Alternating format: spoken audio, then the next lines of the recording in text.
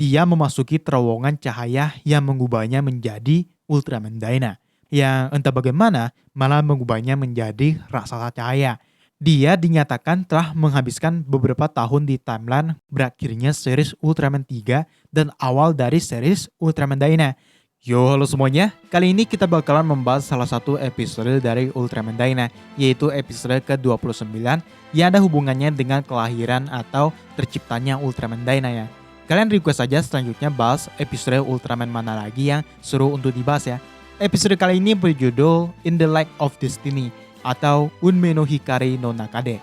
Di episode ini bakalan mengungkap salah satu misteri yang ada di series Ultraman Dyna, yang mana sejak awal main karakter dari film ini yaitu Shin Asuka kehilangan ayahnya yang bernama Asuka Kazuma. Masih menjadi misteri apa yang terjadi pada Kazuma.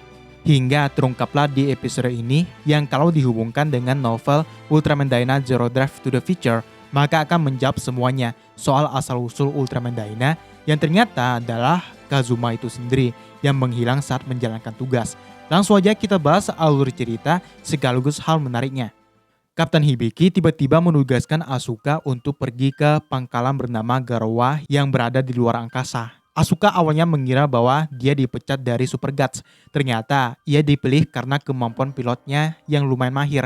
Namun sepertinya ada alasan lain kenapa Asuka yang dipilih. Karena Kapten Hibiki mengatakan bahwa ini adalah waktunya bagi Asuka. Sesampainya di sana, Asuka bertemu dengan instruktur Mishina dan juga Daimon yang memiliki sikap tegas dan galak. Yang mana ia mengatakan bahwa ia dan Asuka sebelumnya sempat bertemu. Namun Asuka tidak ingat kapan sebenarnya itu terjadi.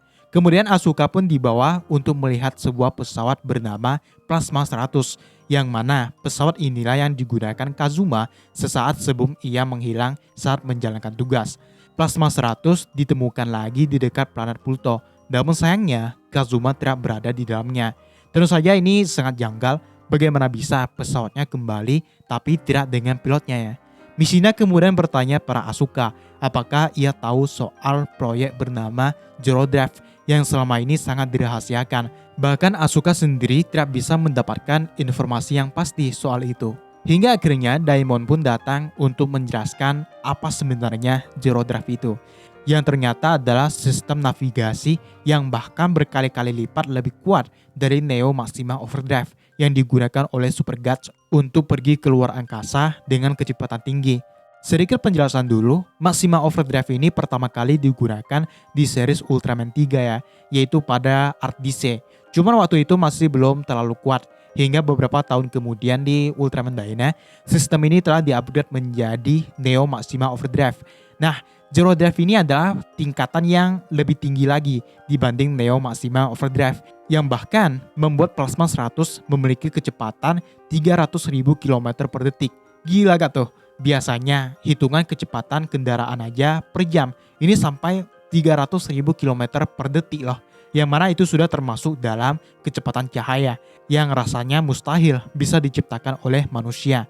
Namun akhirnya beneran ada dengan pesawat Plasma 100 dan sistem Zero Drive ya. Cuman sayangnya proyek tersebut akhirnya dihentikan setelah insiden hilangnya Kazuma Asuka.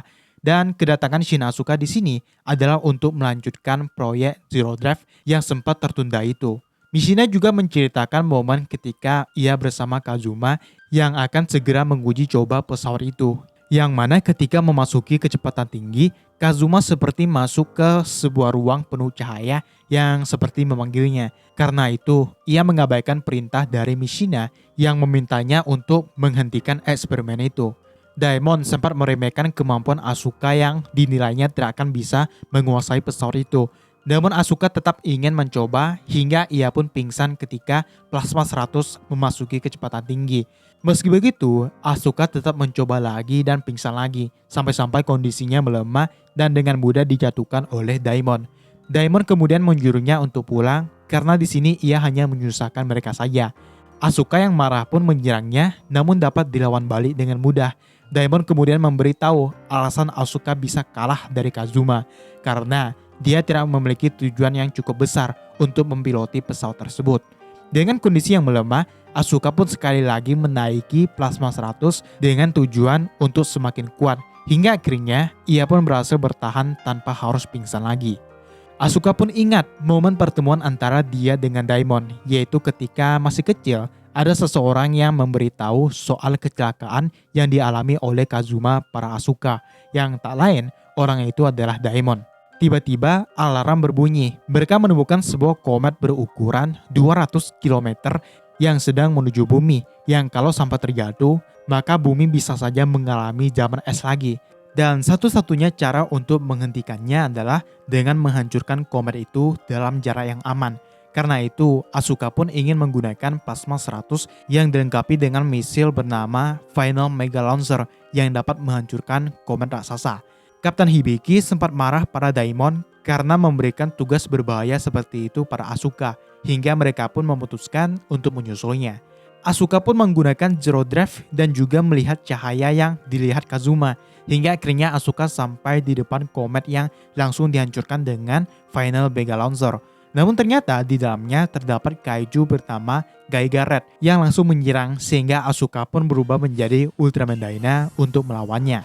Dyna sempat menghancurkannya, namun Gaiga Red menukik dari atas dan membuat Dyna terhempas. Serangan fisik kaiju itu ternyata sangat kuat, sampai-sampai Dyna kewalahan. Gaiga Red juga bisa menembakkan asteroid dari dalam perutnya dan menangkap Dyna. Namun Dyna berhasil melawan balik dan menembakkan Shuriken Kosen ke dalam kayu itu yang akhirnya menghancurkan tubuhnya. Asuka pun kembali ke pesawat disusul dengan Super Guts yang berhasil menemukan lokasi dari Asuka. Ya, di episode ini hanya diceritakan bahwa Kazuma menghilang dalam cahaya saat menggunakan Zero Drive. Namun di novel Ultraman Dyna Zero Drive to the Future dijelaskan kalau ketika Kazuma Asuka mengambil bagian dalam tes Zero Drive, dia memasuki terowongan cahaya yang mengubahnya menjadi Ultraman Dyna. Penjelasan yang diberikan adalah tentang kehadiran Kazuma ke dalam dimensi cahaya atau Dimension of Light dan sistem Zero Drive yang pada saat itu sedang diujinya, yang entah bagaimana malah mengubahnya menjadi raksasa cahaya. Dia dinyatakan telah menghabiskan beberapa tahun di timeline berakhirnya series Ultraman 3 dan awal dari series Ultraman Dyna. Karena seperti yang kita tahu kalau kejadian di series Ultraman Dyna itu adalah setelah time skip dari series Ultraman 3 kan. Di masa itu, Ultraman Dyna melawan kejahatan dan melintasi ruang angkasa. Hingga ketika merasakan bahwa Asuka sedang dalam bahaya, dia terbang melintasi angkasa dan bergabung dengan Asuka untuk menyelamatkan hidupnya. Yang mana itu terjadi di episode pertama Ultraman Dyna ya. Ini sekaligus menjawab ya, dari mana Ultraman Dyna dan apa alasannya bergabung dengan Asuka. Tidak dijelaskan Dyna itu sendiri, kenapa ia memilih Asuka sebagai human hostnya ya. Namun biasanya ada tanda yang muncul ketika Asuka kalah melawan musuh, di mana Kazuma tiba-tiba muncul di alam bawah sadarnya Asuka ya. Yang ternyata itu bisa terjadi karena Ultraman Dyna sebenarnya adalah Kazuma itu sendiri. Cuman masih dipertanyakan ya, apakah Asuka menyadari kalau sebenarnya Ultraman Dyna adalah Kazuma yang berevolusi menjadi Ultraman. Ya, itu dia pembahasan Ultraman Dyna episode 29. Ada pendapat atau requestan lain? Tulis aja di bawah. Subscribe belum? Di depan ada video lain yang bisa langsung aja kalian tonton. Dan sampai jumpa di video selanjutnya.